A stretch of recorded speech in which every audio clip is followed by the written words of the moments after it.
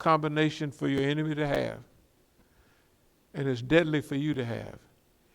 Arrogance and ignorance. Has it been displayed? Of course. Let's see. It's been displayed in Afghanistan.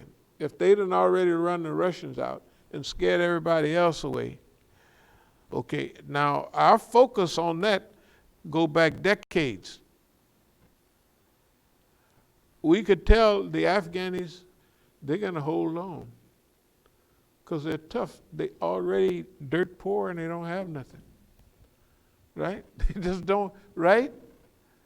So what you gonna do to them? They killed the Russians did 1.6 million. That's 10% of the population. It was 16 million. 1.6 million people with them Russian helicopters. And the minute they got them Stingers, they brought them down. Then the dumb U.S. come like, okay, we done finished up now. We need those Stingers back. So everybody was laughing. What happened is, just like what they do in Iran, they just took the Stinger apart and marked it.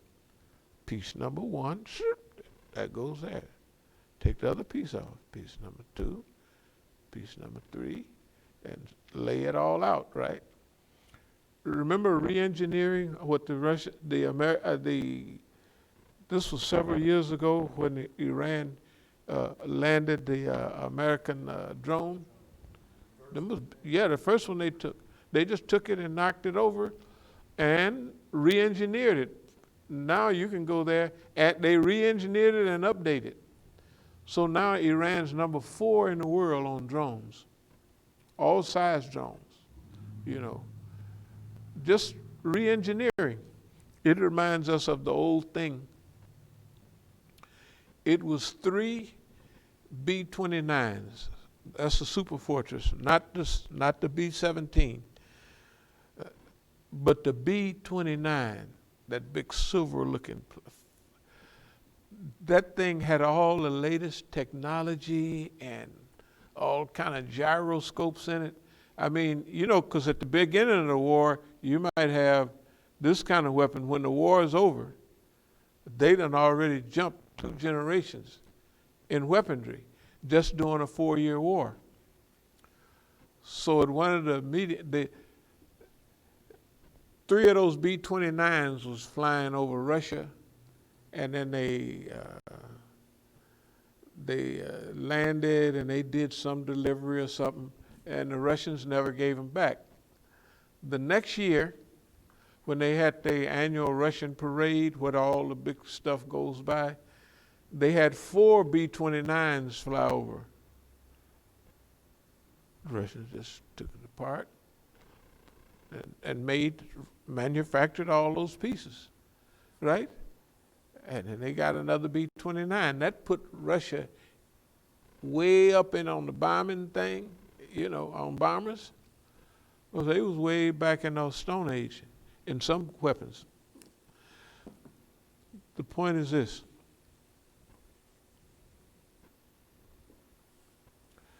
This method that we're using is because America is arrogant, because America is ignorant. Pharaoh was arrogant.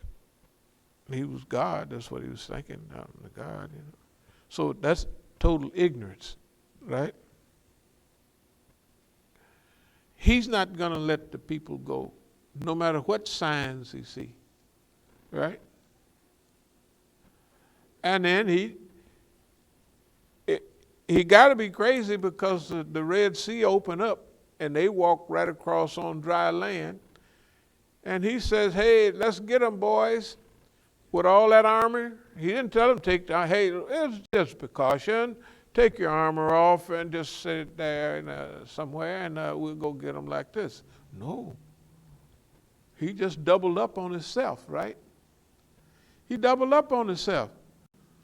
So when the water come in, there's got to be a miracle. The man is not stupid. He's highly educated, this man in Egypt. the Pharaoh. And he ain't got enough sense to look at that water opening up and saying, this is a little different here. This is not in the nature of things. Hold it, y'all. We got to do a little study. We got to have a little research and development here. We got to figure out H2O is water. What did it do? How did it come down? Did it come down in drops or sleet, snow, or whatever it do? Oh, in this area it come down in the snow. That area come down in the rain. That area, oh my goodness. So if this is the ocean, well, the Red Sea, opening up, right? Well, I'm not going to be stupid and drive me and my homeboys down in there. Hey, no, man, I don't know. That don't look too good. You know, we'll wait till next week. We'll do a little study on it. We'll think it over. They can't go nowhere, right? We'll just get some boats. So we'll do what we want to do. But I'm not going down there. That's because of arrogance. Arrogance. I'm the baddest thing in town. I'm running this like, oh, I don't know, what was that, Nimrod or Abraham talking to the guy. And he's saying, I cause life and I cause death. So Abraham said, well, you cause the sun, my Lord causes the sun to rise in the east and set in the west. So what did y'all do? You know, because he's saying, I cause life, I cause death. I'm running the show. So good. You make the sun rise in the west and set in the east then, if you so bad. That is very simple. Look,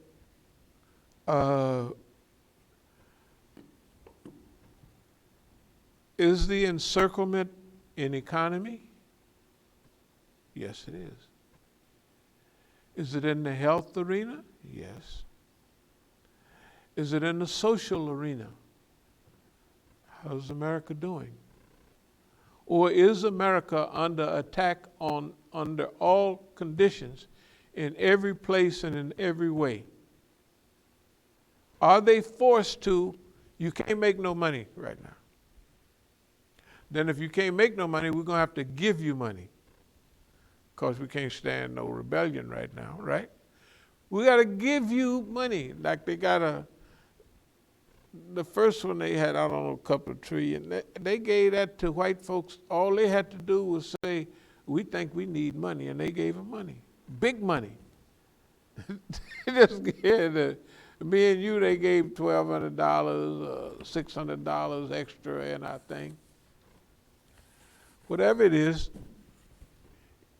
you go deeper in debt. At some time, they got all kind of new hanky-panky things on the debt. But there'll come a time when all of that comes due. The other thing, remember when the big boy gets sick or cold and start getting a little weaker, all other little guys that you just slapped upside the head, that's why we were lucky in Oakland. We call it luck. We never did no hurt to nobody, but still, there was a few people that were so jealous. Suppose we'd have been really dictatorial and adversarial as far as the people. Boy, that'd have been bad. But I mean, just a few jealous people was glad to see us go. Yeah, you ain't so bad now, driving down. They was actually mad when we would drive down the street. And their girlfriends would look, woo, look what Big Hank, and then they'd look at, or even white folks would do it. We'd drive down the street in them big cars, and we used to pull up to white folks. They might have a station wagon, a car full of kids, and we'd drive up in them big bad rides and look at the guy's wife, and then look at the car, and then look at the kids. You know, with old snarl. It was kind of mean to do that. Daddy, look at those niggers. Well, they got that old raggedy station wagon, and we riding. What's wrong with you? You white. You ain't even got no Cadillac or Benz and all them miles of feed. What's wrong with you? And you white too. You white, you all right. And here we are, niggas. It was kind of mean-spirited, but we was young and stupid in those days. But it put something on the people. Now,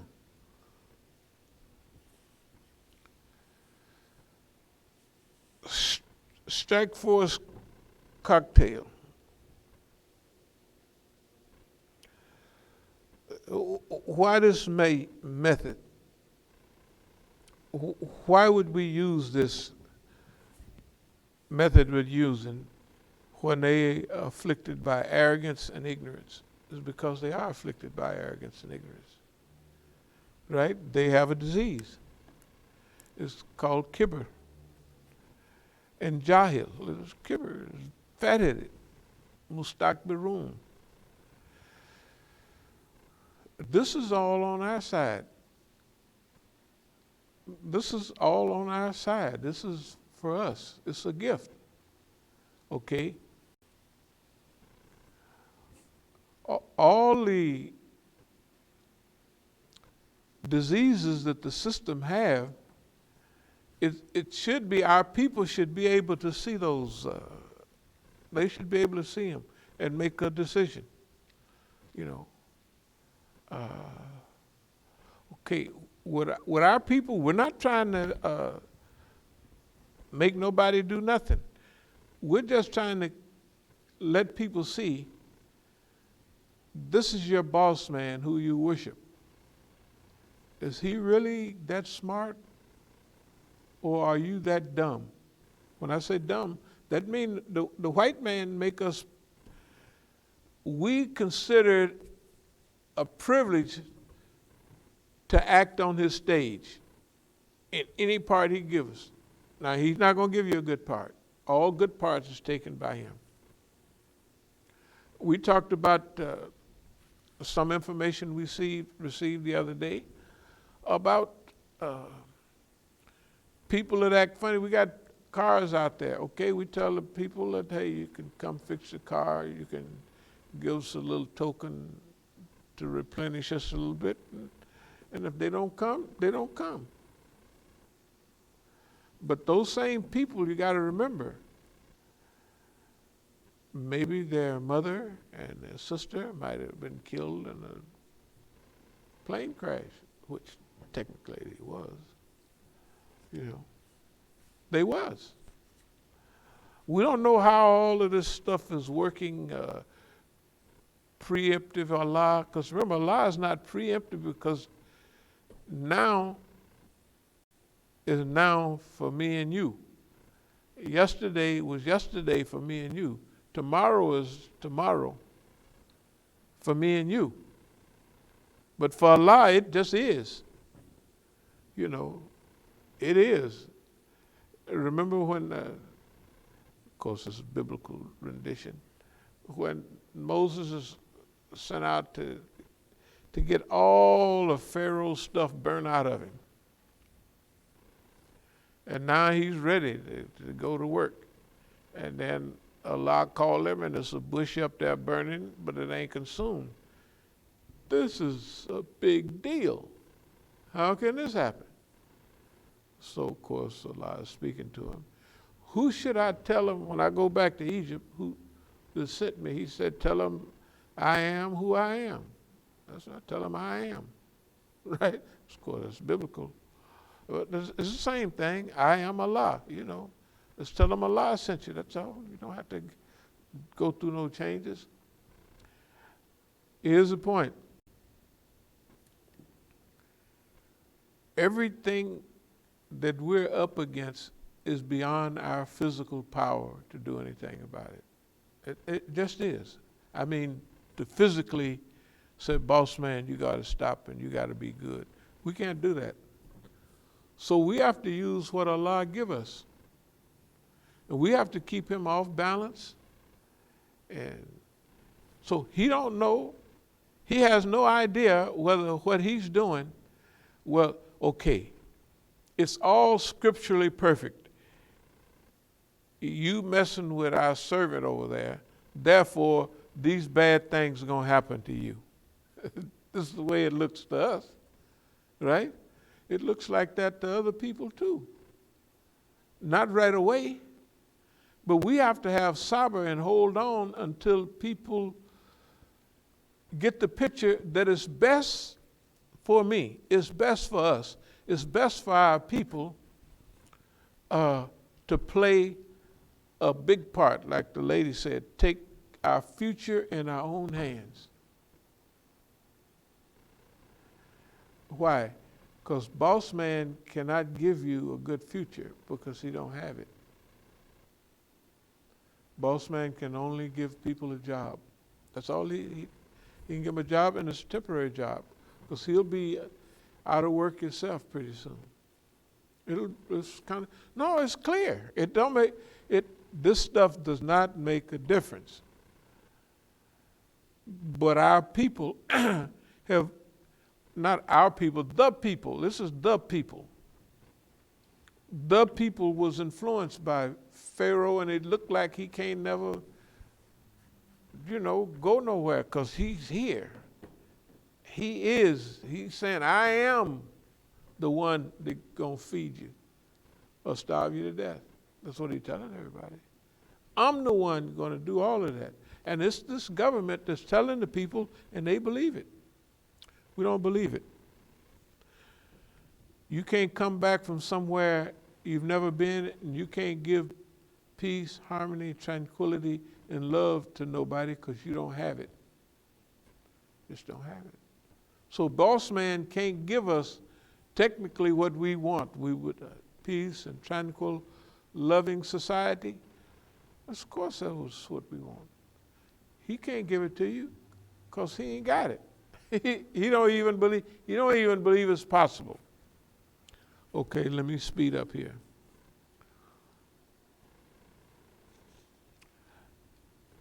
Accelerated decline, if anybody remembers, we've talked about that for a decade, more than that. So it's our job to assist in the acceleration of the decline of North America. Does anybody remember that our stuff talked about that? Now just think about it. Is his decline accelerating, or is he going on the upswing? Right? It's going down. What about inertia? What about momentum? Why do the police on the highway out there, why is he always at the bottom of the hill and never at the top? Because you get to driving down that hill, and the speed limit is 70, and all these new cars, you're doing 85, and you don't feel it. You don't feel it. 85 ain't nothing. Years ago, them old cars, if you was doing 85, they'd be shaking and everything, but people still be driving 85. Because remember, in the old days, the thing was, how fast will this car go?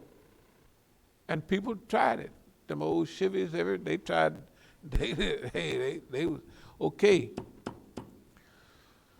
How fast will this thing go? How far will it go? It don't look like it'll go too far right now. What part are we going to play in rebuilding the system? Will we allow for ourselves to experiment with our own future, or let him write our future? That's what's happening right now.